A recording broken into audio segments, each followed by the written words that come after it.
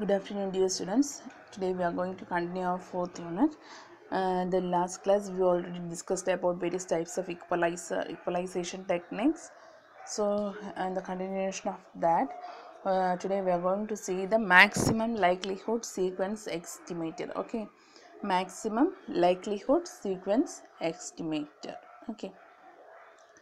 So the main purpose of this maximum likelihood sequence estimation is that it will just reduce the probability of the sequence error. Okay, it will just reduce the probability of sequence error. That is the data sequence they are send from the transmitter. The data sequence is sending, and at the receiver side it is receiving. Right, that data sequence is receiving. So this maximum likelihood sequence estimation equalizer just test all the possible data sequence. Okay, it will just test all the possible data sequence and choose the data sequence with maximum probability as the output. Okay, and choose, it will select the best data sequence as the output. Okay, so in this type of equalizer we are just using a channel impulse response simulator. Okay, channel impulse response simulator within the algorithm. So the algorithms that we are using in this is Viterbi algorithm. Okay, it is based on the Viterbi algorithm. Okay.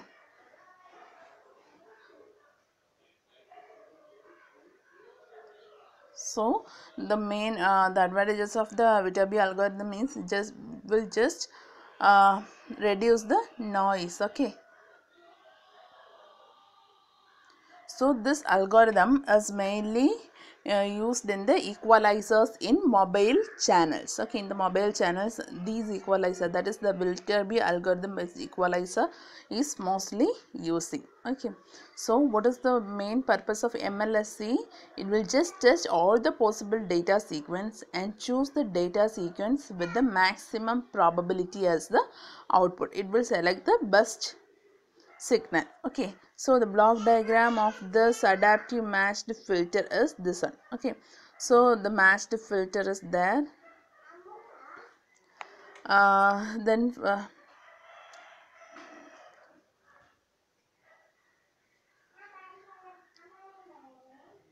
okay, so here the structure of maximum likelihood sequence estimator with an adaptive matched filter is shown in this figure. Okay, here the channel output is given to the matched filter. We know from the transmitter we are transmitting a data through a channel, right? From the channel also there will be a transmitting state, we can assume that.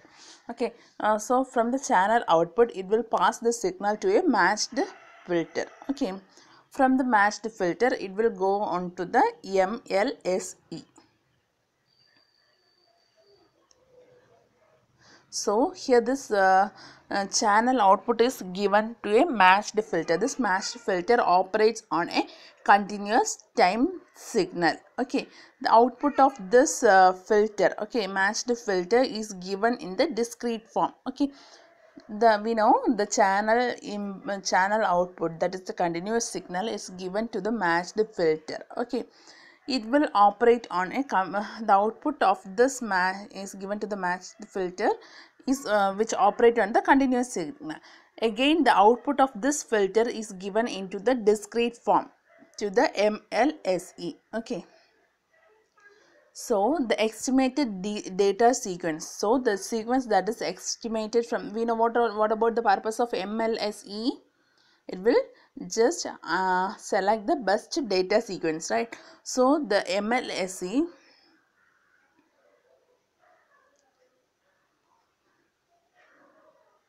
the data sequence is estimated, right? The estimated data sequence is feedback to the channel estimator for error reduction. Then from the MLSE output, that is the estimated data sequence, it will pass on to the channel estimator. What about the purpose of channel estimator? Just to check whether if there is any error or not. Okay, so if there this channel estimator is mainly used for the error reduction. Okay, if there is any errors in the estimated data sequence, it will be reduced by this channel estimator. So this, how we can achieve this is, it is achieved by using some delay, okay, delay elements and sum with the output. So here we are just using some delay elements and it will sum with the output of the channel estimator. Okay, after summing this, the signal is given to the matched filter and again to the channel estimator for the further estimation. This process is continuous, okay, just for getting the very good data sequence. Okay, so here this is given. The MLC is optimal in the sense that it minimizes the probability of sequence error. Okay, the matched filter operate on continuous signal and channel estimate rely on discrete sample. So when we get the output from the channel, we get it is a continuous signal. Okay, so in the channel estimator, it is of what? It is of discrete samples. The MLSE requires the statistical distribution of the noise computing signal. Okay, the probability distribution of the noise determines the optimal demodulation of the received signal. Okay, then we are moving on to the next, that is algorithms. Okay, so what are the algorithms in this adaptive equalization? We are using some algorithms. Okay, so what are the algorithms that we are using is, mainly we are using three types of algorithm. What about the purpose of this algorithm is just to update the filter coefficient and to track the channel variation. So if the that is by tracking the channel variation, they will update the equalizer coefficient. Okay, so mainly there are various algorithms are there. Of that we are using just three of the algorithms. Okay, so first one is zero forcing algorithm, then least mean square algorithm, recursive least mean square algorithm. Okay, these are the algorithms: zero forcing algorithm, least mean square algorithm, recursive least square algorithm. Okay, so there are various factors which will include in the performance of the algorithm. Okay, that is rate of convergence, misadjustment, computational complexity and the numerical properties. Okay, so based on these are the factors that include in the performance of an algorithm.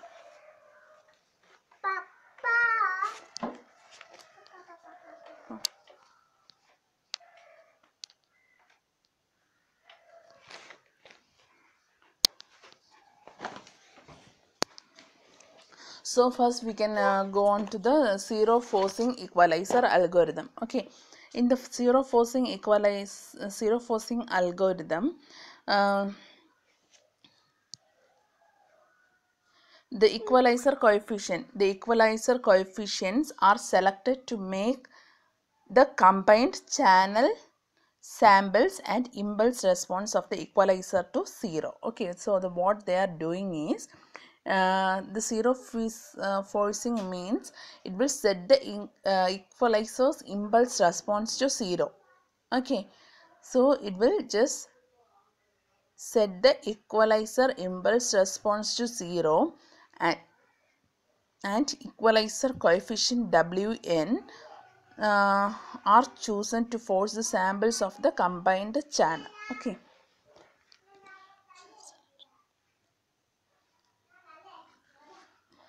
okay, in this algorithm the delay elements provide a time delay equal to simple duration t. Okay, so we know there will be some delay elements, right? It will provide a time delay which is equal to the simple duration t, that is the delay here is t, and the frequency response is HEQ of f, that is the frequency response of the equalizer.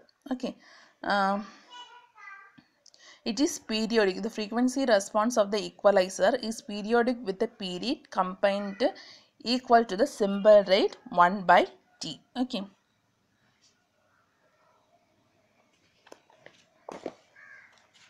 So the combined response of the channel with the equalizer is HCH of F. Okay, impulse response of the channel into HC of H EQ of F, that is the frequency response of the equalizer. Okay, and first one HCH of F is the folded frequency response of the channel, then the equalizer. Okay, frequency response of the equalizer. So that is equal to 1. So modulus of F is less than or is equal to 1 by 2t.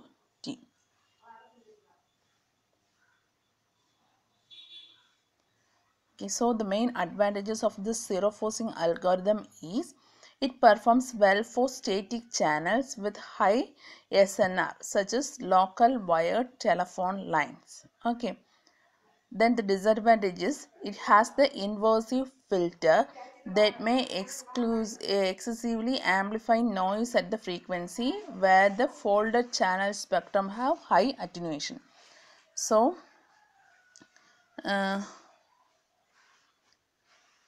it will excessively amplify the noise at some frequency where the folded channel spectrum has the high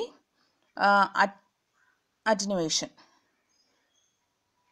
So that is the noise increasing. Okay, this the main disadvantages is noise enhancement. Okay, so if there is noise means we cannot get the proper data. So the main disadvantages of the zero forcing algorithm is the noise enhancement. Okay,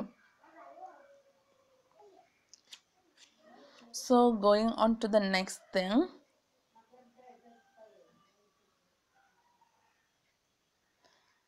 least mean square algorithm. Okay,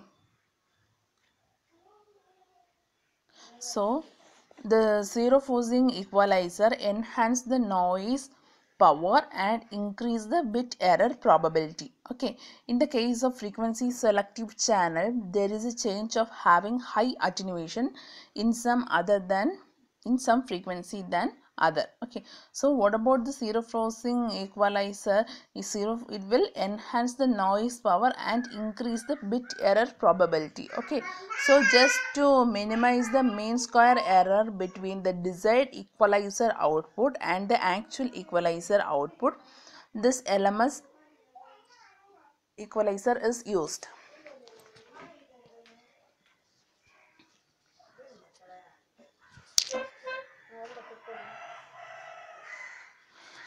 So that is just, it will minimize the mean square error between the desired equalizer output. Okay, that is the expected output and the actual equalizer output. Okay, this LMS equalizer is used.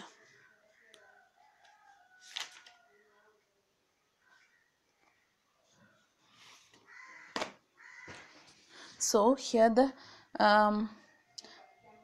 prediction error is given by EK is equal to DK minus DK cap, that is equal to XK minus DK cap. What is DK?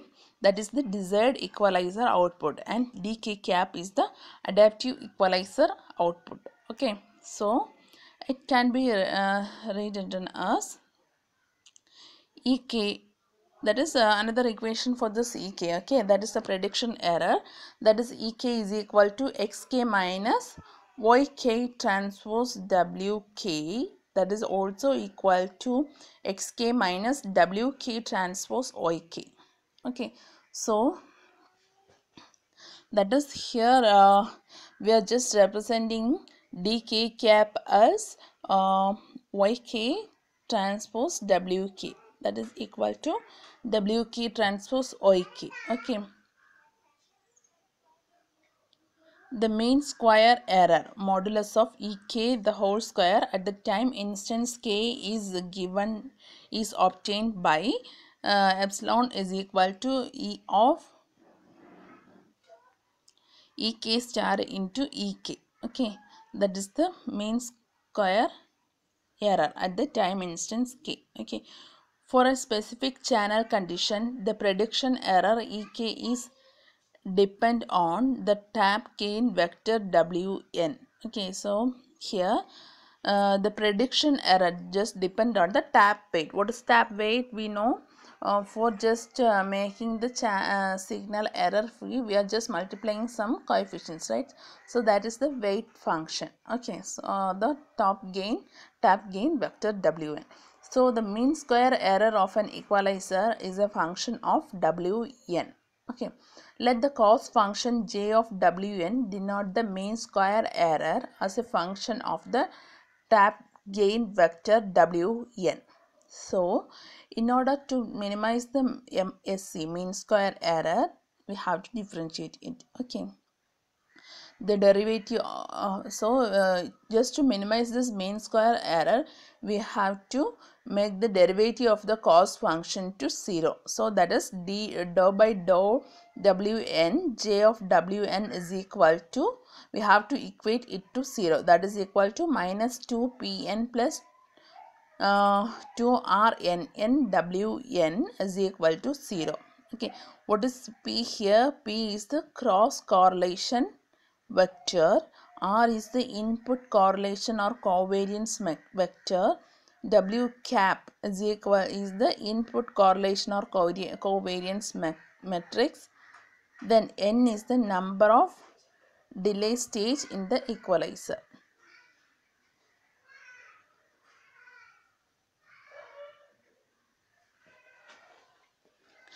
Then the MMSE of an equalizer is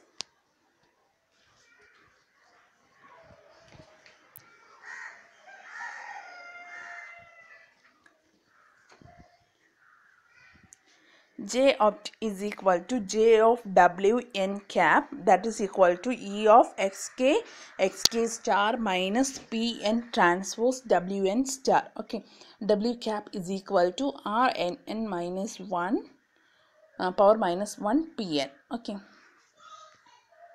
so this least mean square algorithm, it is the simplest equalization algorithm. Okay, and it requires only 2n plus 1 operation per iteration. Okay, so of the zero forcing algorithm and the least mean square algorithm, this least mean square algorithm is the simplest equalization algorithm and requires only just a few operation. Okay, that is 2n plus 1 operation per iteration. Okay, the main advantages of this least mean square algorithm is low computational complexity and simple program. What about the disadvantage?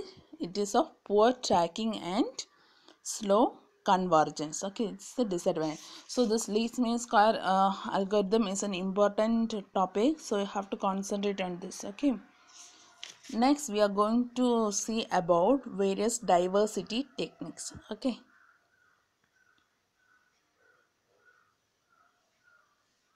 so the diversity techniques. Okay, so what is diversity? We know variety. Okay, so there will be many transmitters will be there, and also there will be multiple receivers will be there, which forms a diversity. So what are the various diversity techniques that we are using? You can see.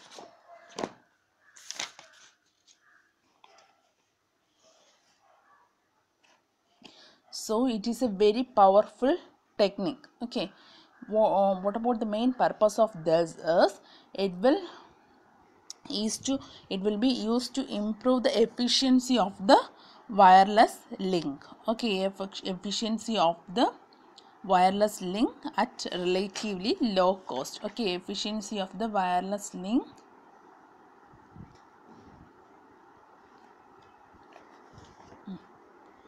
with a relatively low cost. Okay,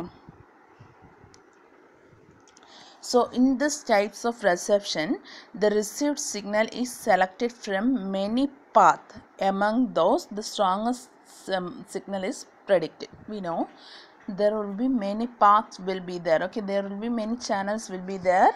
From the transmitter, if it is sending a signal, it will pass through various paths. Okay, so of that all the path, it will select the best signal with the strongest signal. Okay, so how we can do is, we have to place many antennas in different direction. Okay, so by that only we can accept the diversity reception. Okay, so this is termed as antenna diversity. That is, here we are using here we are using antennas for the diversity, right? So that is, we are just placing many antennas in different direction. Okay, so it is called as antenna diversity or space diversity.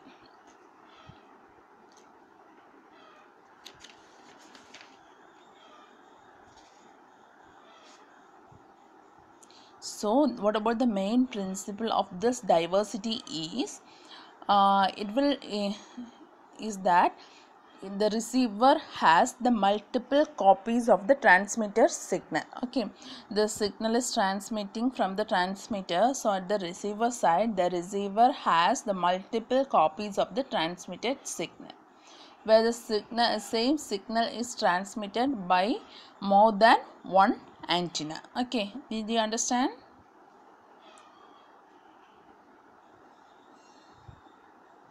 Okay,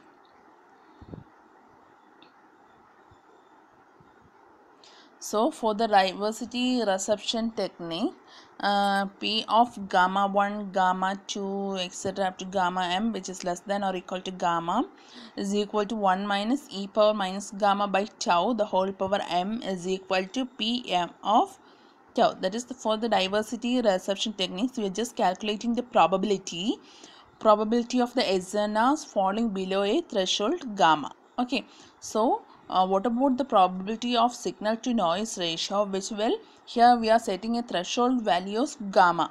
Okay, so what about the probability of this signal ratio to fall below that threshold value, that is PR of gamma 1, gamma 2, etc. up to gamma m, which is less than or equal to gamma. Okay, that is equal to 1 minus e power minus gamma by tau. What is tau? Tau is the mean SNR. Okay, signal to noise ratio, the whole power m. M is the number of path or diversity branches from the transmitter. The signal is passing through various path. Okay, so that is it.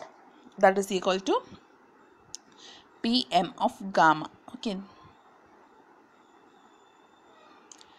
Okay, then there are two types of diversity, micro diversity as well as macro diversity. Okay, what about the two types of diversity? Micro diversity as well as macro diversity. What is micro diversity and what is macro diversity? What is micro diversity? So in the micro diversity, it will reduce the effect of small scale multipath fading. Okay, what about the micro diversity? It will reduce the effect of small scale multipath fading. Okay, what about macro diversity? It is mainly used to reduce the effect of shadowing. Okay, shadowing in order to mitigate the large scale effect. Okay, large scale fading. Okay, so it will just reduce the effect of what? Shadowing. And in the micro diversity, it will reduce what? It will reduce the effect of small scale multipath fading. Okay, so the micro diversity is again classified into various diversities, that is temporal diversity, spatial diversity, frequency diversity, angular diversity and polarization diversity. So let's see one by one. So first one is the temporal diversity. Okay,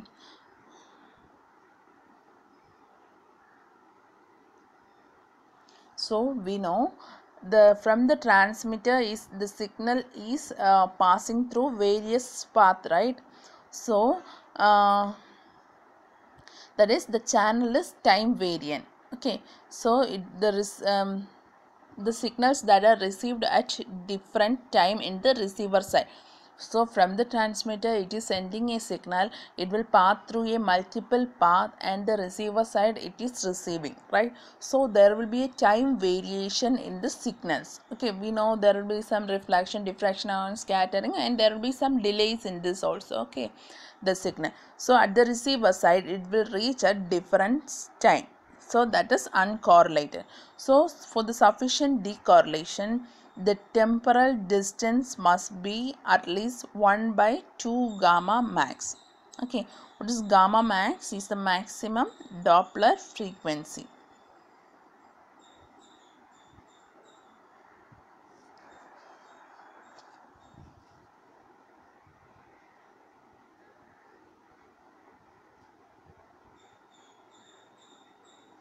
So the temporal diversity can be realized by using various by using the following ways: that repetition coding, then automatic repeat request ARQ. Okay, then combination of interleaving and coding. Okay, so we know the signal will receive it, there will be some delays, automatically there will be some delays. So these are the various techniques just to realize the temporal this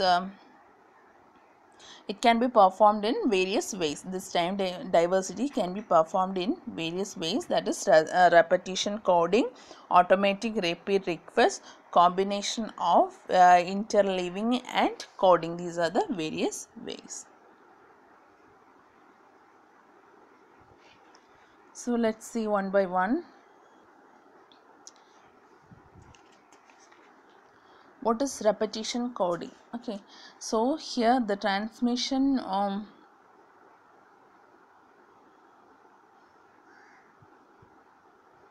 okay, the signal is repeated several times where the reception intervals are long enough to achieve the decorrelation. That is, here the repetition coding is nothing but here we are just we are transmitting a signal, right? This signal is repeated several times with the where the reception intervals are long enough to achieve the decorrelation. That is, the transmission occur many times. Okay, for sending the same symbol, for sending the same symbol, the transmission occurs many times. That is, if the reception interval, that is at the receiver side it is receiving the signal, right? So if it is very large for the decorrelation between the successive transmission, so this signal will repeatedly send several times. Okay, so here this is very bandwidth inefficient. Okay, the main disadvantages of this is it is very bandwidth inefficient. Okay, to achieve diversity, but is also highly bandwidth inefficient. Spectral efficiency reduced by a factor that is equal to the number of repetitions. Okay, so here the main advantages is we have to retransmit everything continuously, right? So the retransmission occur always. Then automatic repeat request. What is automatic repeat request? So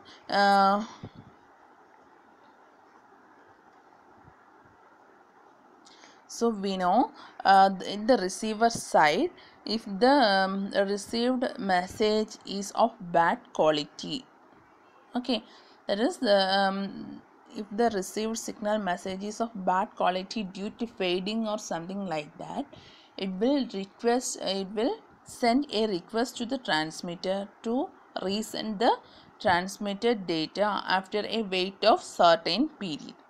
Okay, from the transmitter side it is sending a signal to the receiver side, okay, through various paths. So in the receiver side, if the signal received is of bad quality or uh,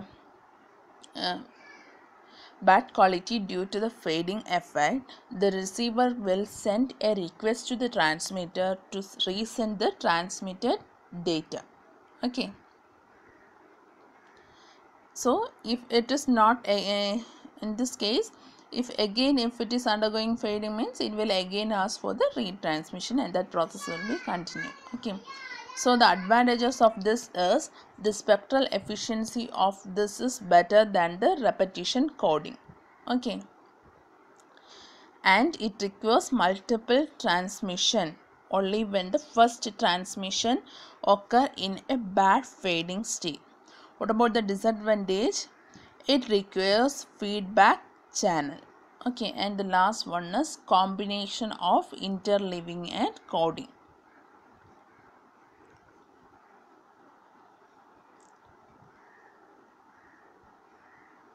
So here in this combination of interleaving and coding means here the error control coding together with the interleaving. Okay, error control coding and the interleaving is the effective way to combat this time selective fast fading. Okay, there will be some fading effect in the channel, so this one is the best way to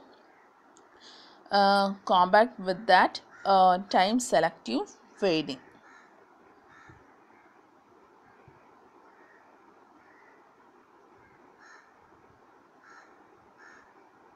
So the different symbols of a code word are transmitted at different times with the hope that at least one of them will reach with the good SNR.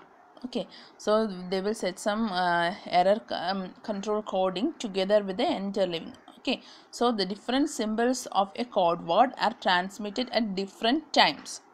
They will send it at different times. So from that we can hope that at least one of them will reach with a good SNR. Then the transmitted code word will be recovered. Okay, so this is only suitable for the mobile environment. Okay, this is only suitable for mobile environment. Here we are just using a code word for the transmission of data, and we will select the best one.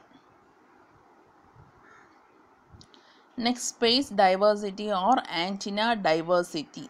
Okay, so the basic principle of this type of diversity is selecting the best signal among the all signal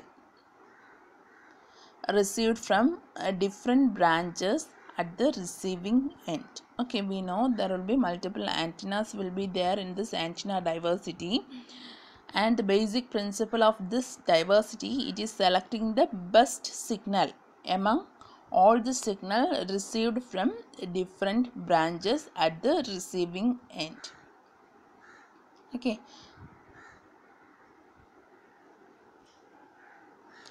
so from various antennas it will be sending various signals, right? So it will select the best signal among all the signals received from different branches at the receiving end. So the space diversity reception method can be classified as selection based diversity and combining diversity. So this is classified into, what about the two types? Space diversity methods can be classified into selection based diversity and combining diversity. What is okay, again this selection based diversity is classified into selection diversity, switch diversity, feedback diversity, and combining diversity is classified into maximal ratio combining and equal gain diversity. So this is one of the space diversity is one of the popular forms of diversity which is used in the wireless spectrum. So this is most commonly we are using this space diversity or spatial diversity. Okay, it is also called as antenna diversity.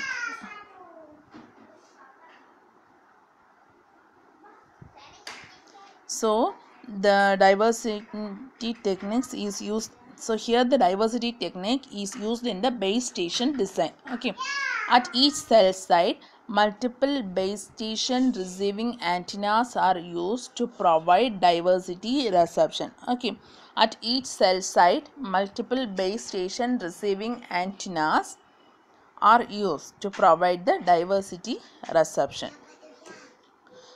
we know cell sectoring, right? We are using multiple antennas, right? Like that. In this the spatial diversity also, we are using multiple antennas at the base station. Okay. At each cell side, multiple base station receiving antennas are used to provide diversity reception.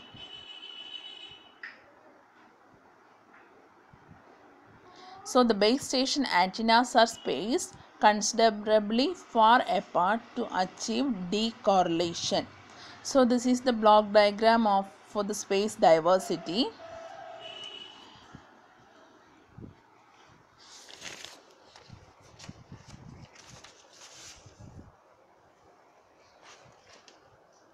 Here in this, multiple modulators are employed to provide the multiple diversity branches. Okay.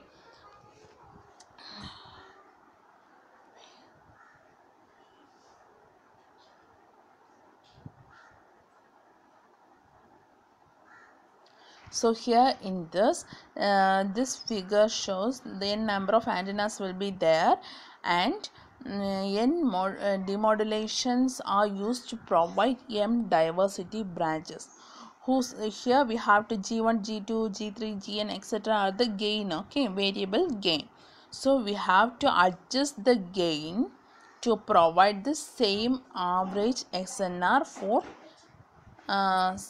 for each branch. Okay. So the receiver branch having the highest instantaneous SNR is connected to the demodulator. So from the receiver side, multiple antennas will be there and gain values will be there. So this gain value is adjusted to provide the same average signal to noise ratio for each branch. So from this branch, the highest instantaneous signal to noise ratio is connected to the demodulator. Of this, the bus turn is connected to the demodulator. Okay. So in practice, the branch with the largest S plus N or S plus N by N is used, since it is difficult to measure the SNR alone.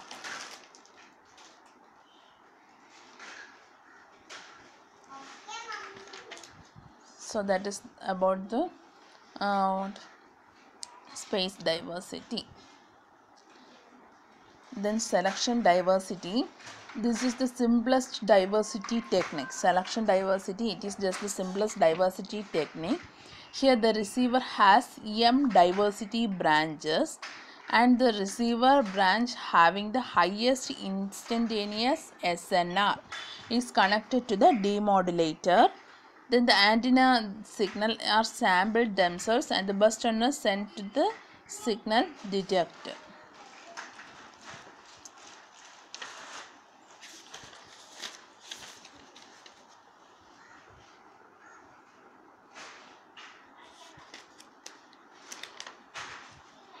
So it is also similar to that. From the number of n multiple antennas, the gain values will be there.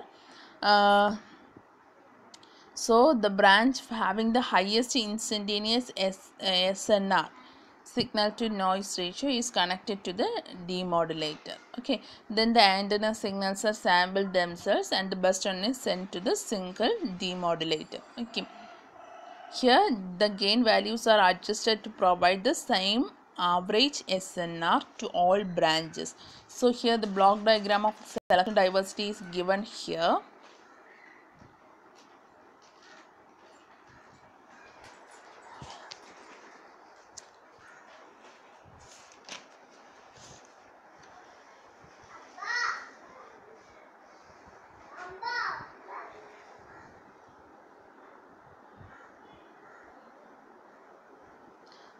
Okay, the remaining we can see in the next class.